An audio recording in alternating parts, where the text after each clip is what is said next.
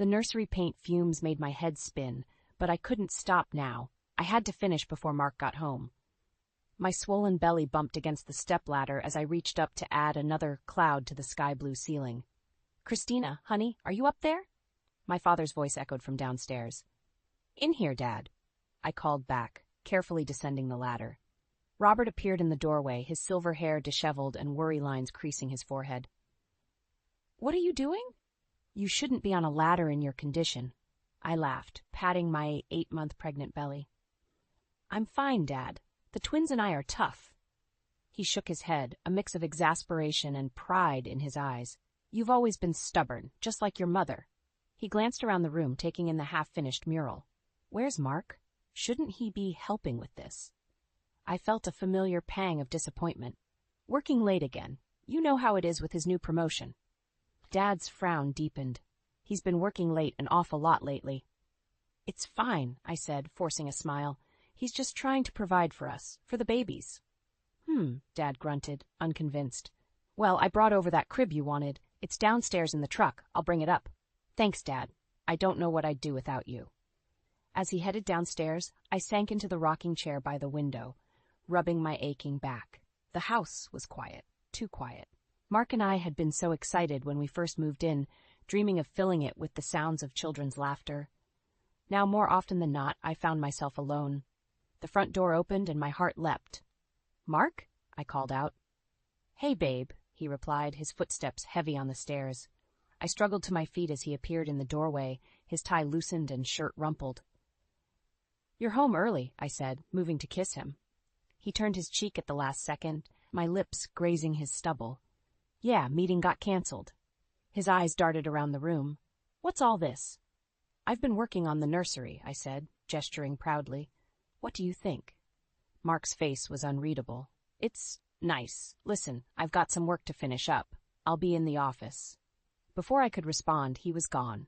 I stood there feeling deflated when Dad reappeared, lugging the crib box. "Was that Mark I heard?" he asked, setting down the box. I nodded, blinking back tears. He had to work. Dad's jaw clenched. "Christina, honey, is everything okay between you two?" "Of course," I said quickly. "He's just stressed about the babies coming." "Uh-huh," Dad said, clearly unconvinced. "Well, let's get this crib set up, shall we?" As we worked, I couldn't shake the gnawing feeling in my gut. Something was off with Mark had been for weeks now, but I pushed the thought aside. We were about to become parents. Everything would be fine. Just as we finished assembling the crib, my phone buzzed. A text from Mark. "Going out with coworkers. Don't wait up." I stared at the screen, a lump forming in my throat. "Christina?" Dad's voice was gentle. "What is it?"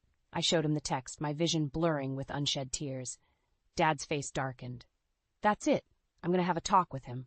"No, Dad, please," I begged. "I'm sure it's nothing. He's just—" A sharp pain cut through my abdomen, making me gasp. I clutched my belly, panic rising. "Christina?" Dad's voice seemed far away. "What's wrong?" "The babies," I whispered, another wave of pain hitting me. I think they're coming." As Dad rushed to call an ambulance, I sank to the floor, surrounded by stuffed animals and half-finished dreams. Where was Mark? Why wasn't he here? As another contraction gripped me, I realized with startling clarity that something was very, very wrong in my perfect little world. The twins' cries echoed through the house, a constant reminder of the new life I'd brought into this world, and the old one that seemed to be slipping away. I rocked Ethan gently, trying to soothe him while keeping an eye on Alex in his bassinet. "Shh, it's okay, baby," I whispered, my eyes heavy with exhaustion. "Daddy will be home soon." But even as I said it, I knew it wasn't true. Mark had barely been home since the boys were born 2 weeks ago. Always another late meeting, another work emergency.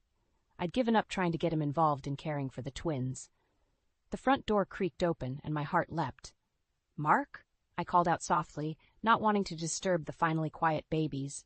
He appeared in the nursery doorway, looking rumpled and tired.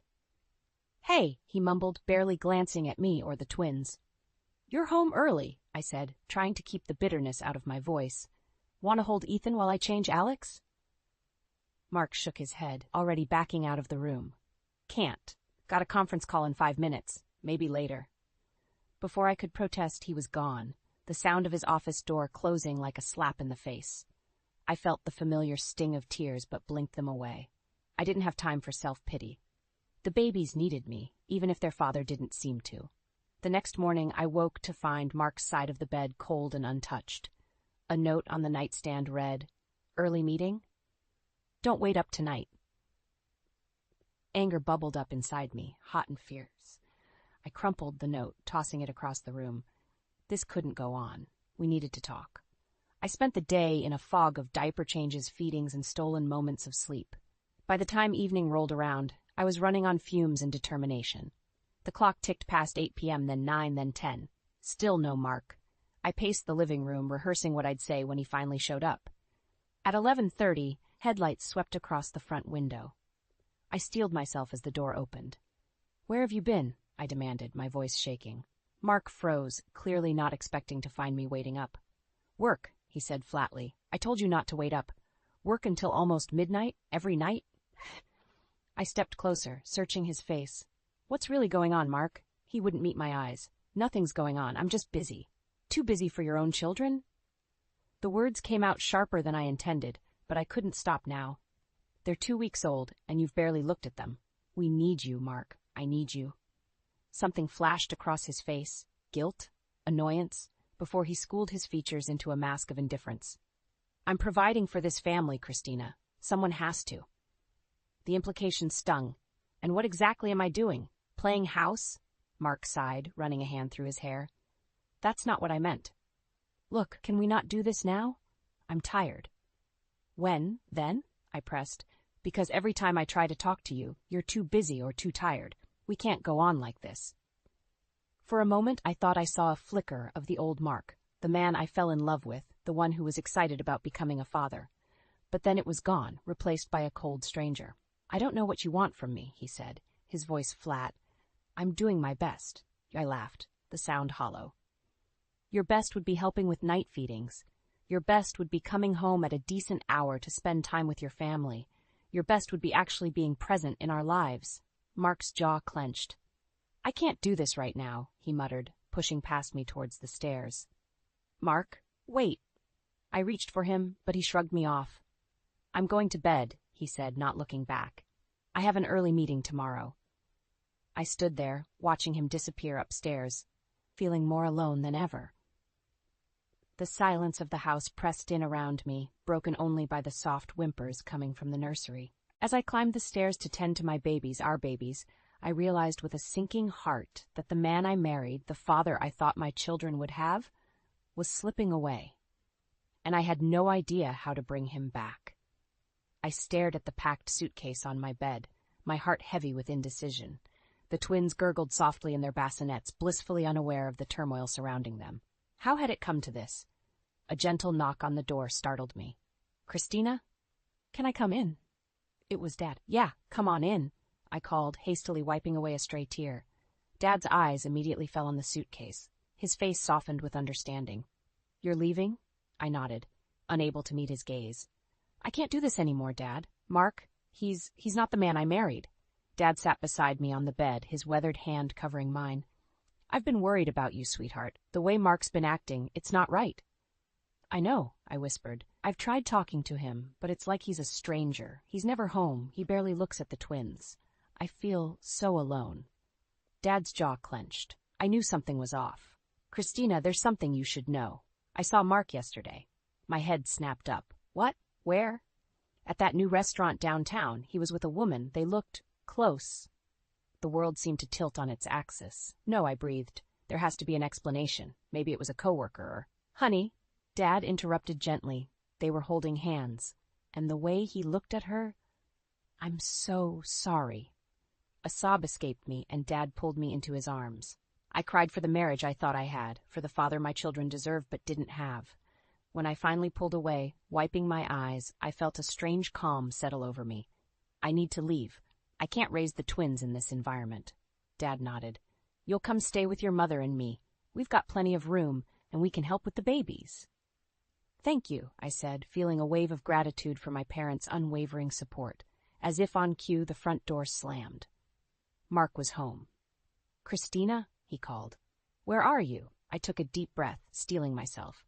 "Up here," I replied, Heavy footsteps on the stairs, then Mark appeared in the doorway. His eyes darted from me to Dad to the suitcase. "What's going on?" "I'm leaving, Mark," I said, surprised by the steadiness in my voice. "I'm taking the twins to my parents." Mark's face darkened. "You can't do that. Those are my children, too." A bitter laugh escaped me. "Oh, now you care about them, after weeks of barely acknowledging their existence?" "That's not fair," Mark protested. "I've been working." "Save it," I cut him off. "I know about the woman, Mark. Dad saw you." Mark paled, his eyes flicking to my father. "It's not what you think." "Then what is it?" I demanded, "because from where I'm standing, it looks like you've been cheating on your wife and neglecting your newborn sons." Mark's shoulders sagged. "Christina, please, we can work this out. I'll do better, I promise." For a moment I wavered. Then I remembered the weeks of loneliness, the unanswered calls, the cold bed. "No, Mark, it's too late for promises. We're leaving." I moved to pick up Ethan, but Mark blocked my path. "You're not taking my kids anywhere." "Step aside, son." Dad's voice was low and dangerous. "Don't make this uglier than it needs to be."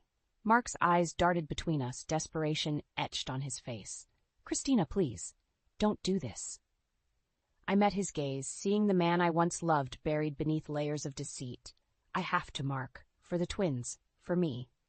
With Dad's help, I gathered the twins and our belongings. As we walked out the front door, I turned back one last time. Mark stood in the doorway, looking lost and small. "I'll have my lawyer contact you about custody arrangements," I said, my voice breaking slightly. As Dad drove us away from the house I'd once thought would be my forever home, I felt a mix of grief and relief wash over me. The road ahead was uncertain, but for the first time in months I felt like I could breathe again. Little did I know, the true battle was just beginning. The familiar street looked different somehow as Dad's car turned the corner. Maybe it was the golden autumn light, or maybe it was the weight of the past few months etched into my very bones. The twins cooed softly in their car seats, blissfully unaware of the turmoil that had become our lives. "You sure you're ready for this, honey?" Dad asked, his knuckles white on the steering wheel. I nodded, steeling myself. "I have to face him sometime, Dad. We need to sort out the house situation." As we pulled up to the curb, my heart nearly stopped. There was an unfamiliar car in the driveway, and the front door stood wide open. Laughter drifted out. A woman's voice I didn't recognize. "What the hell?" I muttered, unbuckling my seatbelt. Dad's hand on my arm stopped me. "Christina, wait, let me go first." But I was already out of the car, storming up the path I'd walked 1,000 times before. I burst through the open door, the twins' diaper bag clutched to my chest like a shield. The scene that greeted me was surreal. A couple I'd never seen before sat on my couch, our couch, drinking coffee from the mugs Mark's mother had given us as a wedding gift. They looked up, startled. "Oh," the woman exclaimed. "You must be the cleaning service. We weren't expecting you until tomorrow." I blinked, my mind reeling. "Excuse me?" The man stood up, frowning. "This is a bit awkward. Mr. Stanton, Mark, he said the house would be empty today." "Mark?" I repeated, my voice sounding distant to my own ears. "What are you talking about? This is my house." The couple exchanged glances. "I'm sorry, there must be some misunderstanding," the woman said gently. "We bought this house from Mark Stanton last week. We're the new owners." The room seemed to tilt. I gripped the doorframe for support, vaguely aware of Dad coming up behind me. "That's impossible," I whispered. "He can't have— This house is in my name." Dad's hand was on my shoulder, his voice low and angry. "What's going on here?" The man, Mr. Stanton, I presumed, held up his hands. "Look, we have all the paperwork. Mark Stanton sold us this house fair and square. If there's been some kind of mistake—" "Mistake?" I laughed, the sound bordering on hysterical. "The only mistake was ever trusting that lying, cheating—" "Christina," Dad cut in, his tone warning. He turned to the couple. "I'm sorry, but there's clearly been a misunderstanding. This house belongs to my daughter. It was a gift from me, and it's in her name." Mrs. Stanton's face paled. "Oh, God, Jim, you don't think—" "I think," Dad said firmly, "that we all need to take a step back and figure out what's really going on here. Where's Mark now?" The Stantons looked at each other, clearly uncomfortable. We haven't seen him since the sale closed," Mr. Stanton admitted. "He said he was going out of town for work." A cold dread settled in my stomach. "Dad," I whispered, "the twins' college fund, it was in a joint account." Dad's face hardened. "I'll call the bank." and then I'm calling the police. As Dad made his calls, I sank onto the stairs, my mind whirling. How could Mark do this? Sell our home, possibly empty our accounts, and just disappear.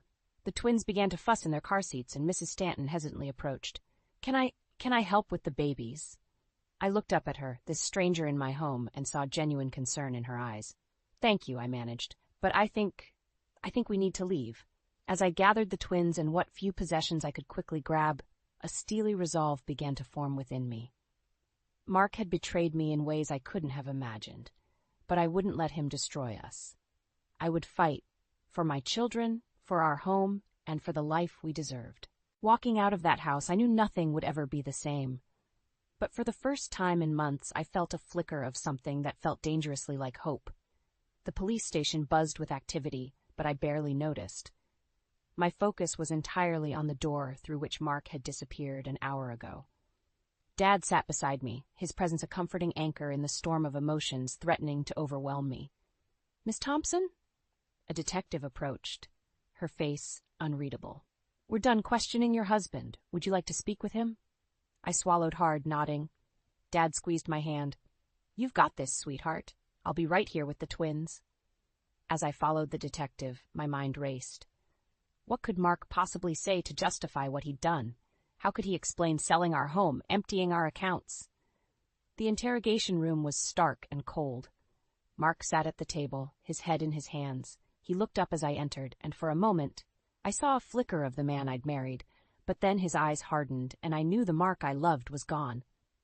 Christina, he started, but I cut him off. Don't, I said, my voice shaking. Just tell me why, Mark. Why did you do it? He sighed, running a hand through his hair. I didn't have a choice. I'm in trouble, Christina. Big trouble. What kind of trouble justifies selling our home, stealing from our children? Mark's laugh was hollow. You wouldn't understand. I got in over my head with some investments. Dangerous people, Christina. They were going to hurt you, hurt the twins if I didn't pay up. I stared at him, disbelief warring with a tiny spark of sympathy. Why didn't you come to me? To my father? We could have helped. Your father, Mark spat, always running to Daddy for help. I wanted to handle it myself, to be the man you deserved. The man I deserved? I echoed, anger rising. The man I deserved wouldn't have lied, wouldn't have cheated. Mark's eyes flashed. Ah, so Daddy told you about that too, did he? It wasn't what you think, Christina. Sarah, she was helping me with the investments. It just got complicated. Complicated, I repeated, the word tasting bitter. Is that what you call sleeping with another woman while your wife is home with your newborn twins? He had the grace to look ashamed, but only for a moment. Look, what's done is done, but I have a plan. If you just trust me. Trust you? I laughed, the sound bordering on hysterical. You've destroyed everything we built together, Mark. How can you possibly expect me to trust you now? Mark leaned forward, his eyes intense. Because I'm still your husband, Christina, the father of your children. We can start over, make things right. I just need you to do one thing for me. I waited, my heart pounding. Tell the police it was all a misunderstanding, that you knew about the sale of the house, about the money. If you do that, I can make this all go away. We can be a family again. For a moment I wavered. The thought of our family whole again, of the life we'd planned, was tempting. But then I thought of the twins, of the future I wanted for them. A future built on honesty and trust, not lies and manipulation. I stood, my decision made. No, Mark, I won't lie for you. Not now, not ever again. His face contorted with anger. You stupid bitch, he snarled. You think you can make it on your own? You're nothing without me. A washed-up housewife with 2 kids and no future. His words hit like physical blows, but I stood my ground. I'd rather be alone than with a man who could betray his family like this. Goodbye, Mark. As I turned to leave, he called out, his voice desperate. Christina, wait, you can't do this. I'll take the twins. I'll make sure you never see them again. I paused at the door, looking back at the stranger who wore my husband's face. Try it, I said, my voice steady. I dare you. Stepping out of that room, I felt a weight lift from my shoulders. The road ahead would be hard, but for the first time in months, I felt truly free.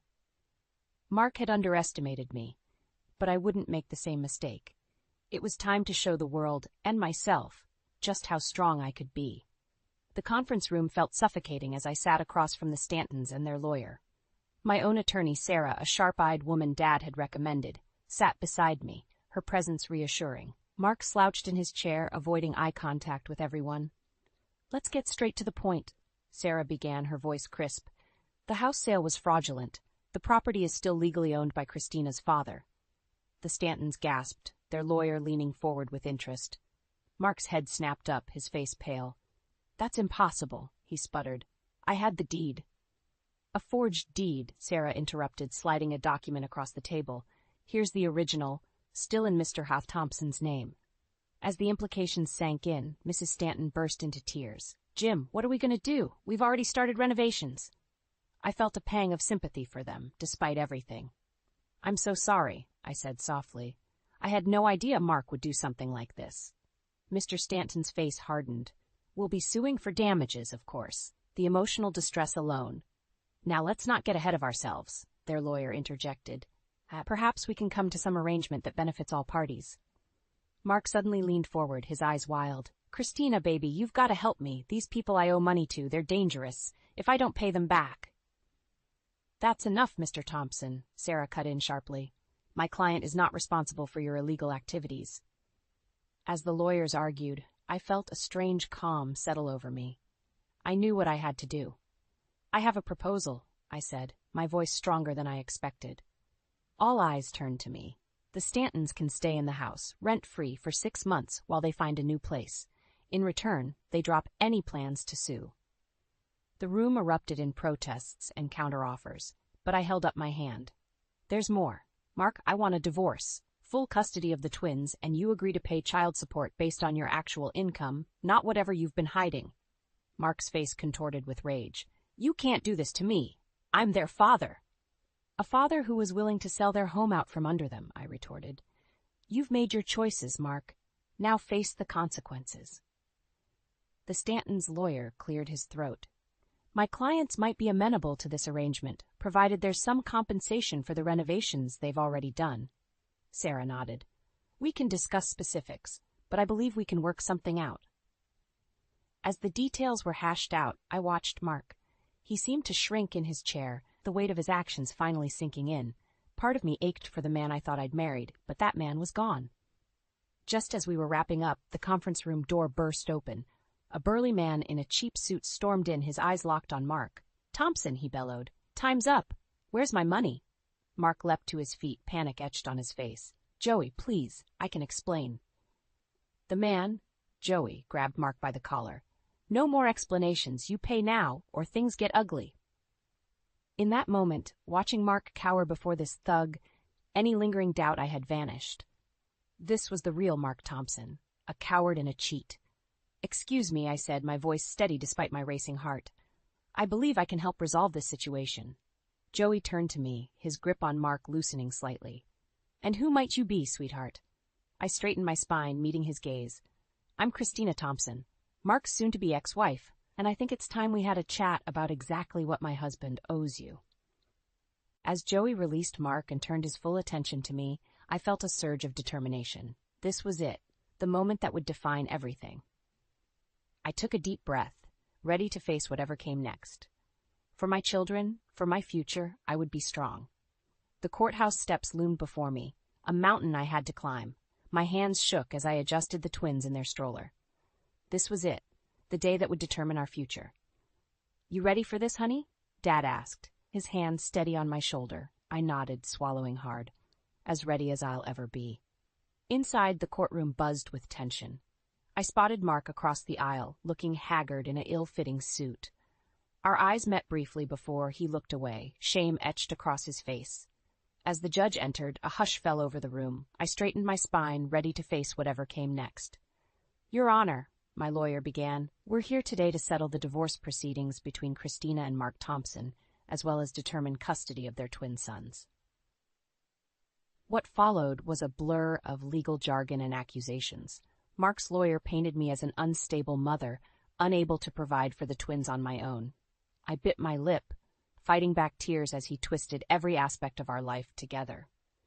When it was our turn, my lawyer presented evidence of Mark's infidelity, his gambling debts, and the fraudulent sale of our home. The judge's expression grew increasingly stern as the full extent of Mark's deception came to light. "Your Honor," I said, my voice surprisingly steady, "I'm not here to vilify Mark.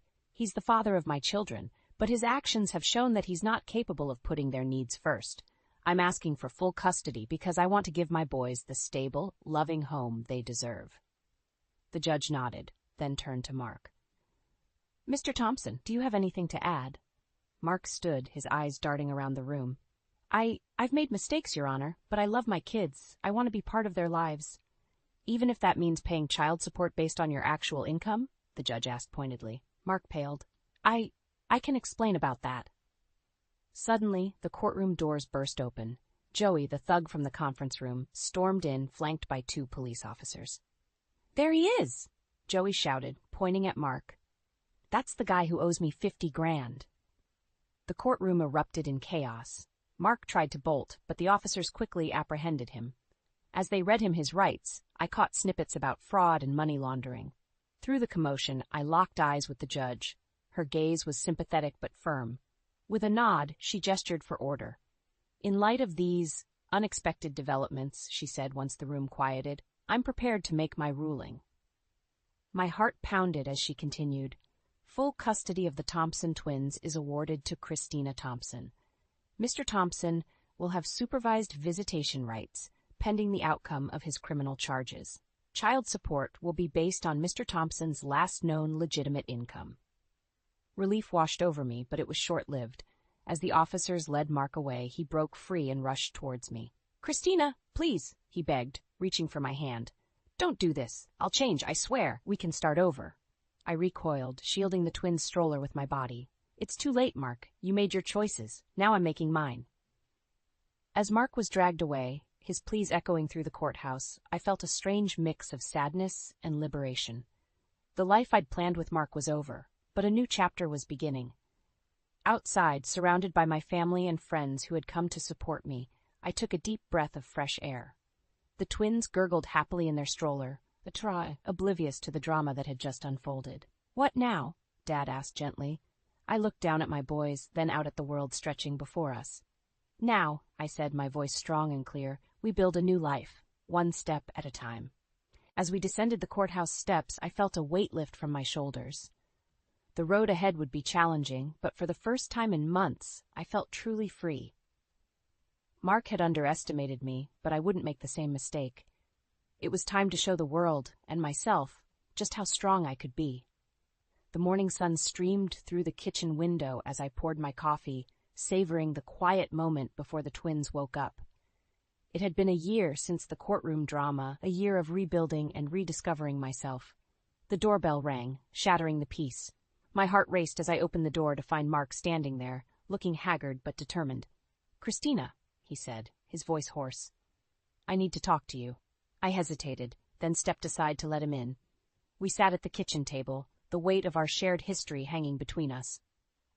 "I'm sorry," Mark began, his eyes fixed on his hands. "For everything. I've had a lot of time to think well, you know." I nodded, remembering the 6-month sentence he'd served for fraud. "Why are you here, Mark?" He took a deep breath. "I want to make things right, for the boys. I've been going to therapy, working on myself. I want to be the father they deserve." Part of me wanted to believe him, to see the man I'd fallen in love with. But I'd been down this road before. "It's not that simple," I said, my voice firm. "You can't just waltz back in and expect everything to be okay." Mark's face fell. "I know, but I'm willing to do whatever it takes. Please, Christina, give me a chance to prove myself." Before I could respond, the twins' cries echoed from upstairs. As I moved to go to them, Mark stood. "Let me," he said softly. "Please?" I hesitated, then nodded. As Mark climbed the stairs, I felt a mix of emotions swirling inside me. Could he really have changed? Watching him tend to the boys, his movements gentle and patient, I felt a glimmer of hope. But I knew better than to let my guard down completely. "Mark," I said as he returned with the twins, "I appreciate that you're trying, but we can't go back to how things were." He nodded, a sad smile on his face. "I know, I don't expect that. I just want to be part of their lives, however you'll let me." As we talked, hashing out boundaries and expectations, I felt a weight lifting from my shoulders. This wasn't forgiveness, not yet, but it was a step towards healing for all of us. Later that evening, after Mark had left and the twins were asleep, I sat on the porch with Dad. The sunset painted the sky in brilliant oranges and pinks, a fitting backdrop for reflection. "You did good today, honey," Dad said, squeezing my hand. "I'm proud of you." Tears welled up in my eyes. "I couldn't have done it without you and Mom. You've been my rock through all of this." Dad chuckled. "That's what family's for. But give yourself some credit. You're stronger than you know." As we sat in comfortable silence, I thought about the journey of the past year, the pain, the betrayal, the fear, but also the growth, the resilience, the unexpected joys. I'd gone from a woman who defined herself by her marriage to a strong, independent mother. I'd faced my worst fears and come out the other side, not unscathed, but unbroken. The future was still uncertain. Co-parenting with Mark would be a challenge, and there were sure to be bumps along the road. But for the first time in a long time, I felt truly hopeful. As the last rays of sunlight faded, I stood up, stretching. "I think I'm ready to move back into the house," I said, surprising myself with the certainty in my voice. Dad raised an eyebrow. "You sure?" I nodded. "It's time. That house was meant to be a home for my children. It's time I reclaimed it, on my terms." Dad smiled, pride shining in his eyes.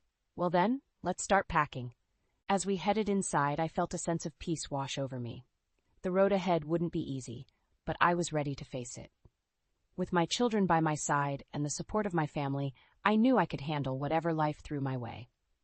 The Christina who had started this journey was gone, replaced by a woman who knew her own strength. And that, I realized,